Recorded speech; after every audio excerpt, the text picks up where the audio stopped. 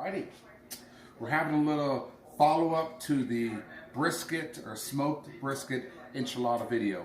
For some reason, I was under the impression that a lot of people, or most everyone knows how to make an enchilada, but apparently a lot of people don't, and I got some calls, hey, how do you make an enchilada? So let me show you that process, at least how you basically put it together and roll it and put it in your pan.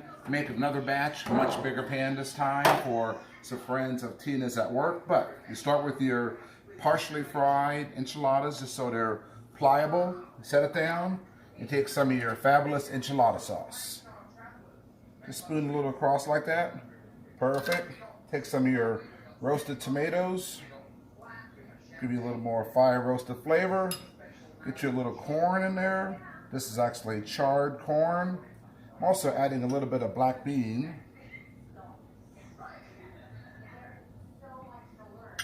We're going to add our meat product in here. Obviously, this is our smoked brisket that we also rehydrated in butter and lime juice with cumin and cayenne pepper and paprika and chili powder and a few other spices in there. And we're going to add cheese on top. So boom, there's your cheese.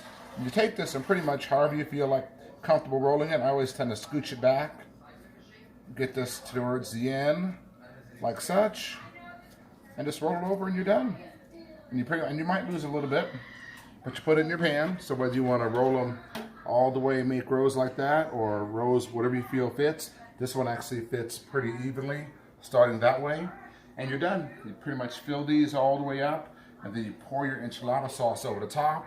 Then you hit it with cheese over the top, your olives, your green onions, bang, throw this thing in the oven at 400 for about 20 to 25 minutes, and you're gonna have magic. I'll show you a couple more videos, or just a bit more video when I have this all filled up before it goes into the oven. All right, we've got the enchiladas all rolled up. You can see 6 across, or 3 rows of 6, 18, easy peasy in these full disposable silver foil pans. Now, when you do something like this, there's always a little extra left over and those kind of things. So before you put the top on, I always like to take, and you'll see I wear gloves a lot.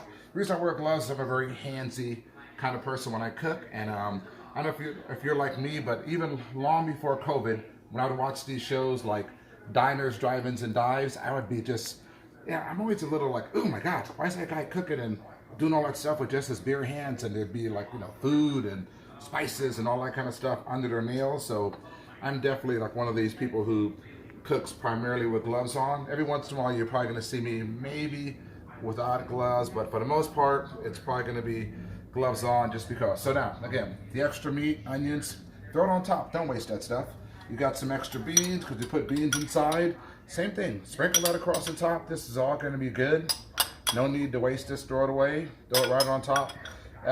Essentially, enchiladas are almost like a casserole. I mean, so it's something you can basically make, and so you can have fun with the thing. Now, it's time to get cheesy with it.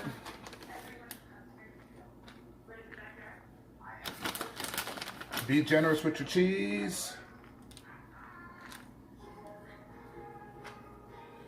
Make sure it's even, though. Don't want to have big high sides and that kind of thing. So get it on, then make sure you spread it out.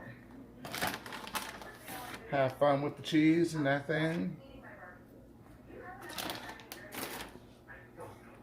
Now you got onions, so just go across with the onions, sprinkle those on.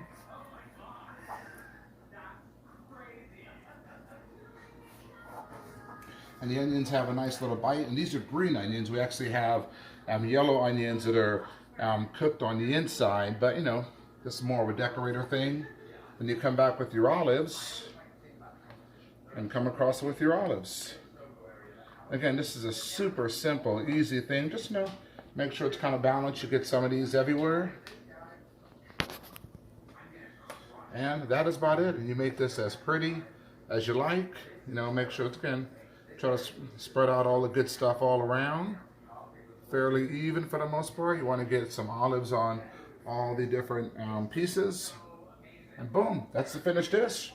I mean, pretty much you use all the product you start with. I never waste any of it. It all goes in there. Obviously, like the limes or things like that I season the meat with. I don't put those in there, but everything else goes inside. I mean, everyone in the pool, as I like to say. And that's it.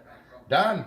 This goes in the oven at 400 degrees, 20, 25 minutes, depending on the heat of your oven. I have a nice oven. It's a GE monogram, but it's electric, and so I'm not always sure this is exactly, you know, totally up to temp.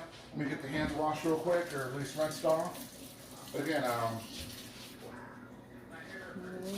we love our double ovens, but I would say that sometimes these aren't exactly totally at 400. Maybe 390, who knows. But anyways, this is going in.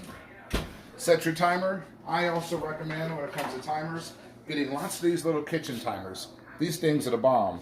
How they work, turn them on. Just put in whatever your time is. You can walk around with this thing. I'm gonna put it on 22 minutes. Start, it's ready to go. Click it to yourself, keep it wherever have you. This really stops you from burning food. Kitchen timer's the way to go. Out. All right, pot holders. Gotta put your old onion away, but in some kind of Ziploc bag so it doesn't make your refrigerator smelly. I hope this works anyways, but I always do. Who knows if it works? The timer's going off. Bingo. Let's see what we got. Ooh, take a look. Huh? Not bad. Got some nice golden brown edges. Close that bad boy back up. Turn this thing off. That's it. The finished product. Gonna let it cool down properly and then foil it up, put it in the fridge. We're good. And after a long day, gonna have a little wintertime seasonal beer. This is a Hugel Snowdrift Vanilla Porter. That, my friends, is a really, really good beer. If you like porters, I mean, not bad. Hugel Snowdrift Vanilla Porter.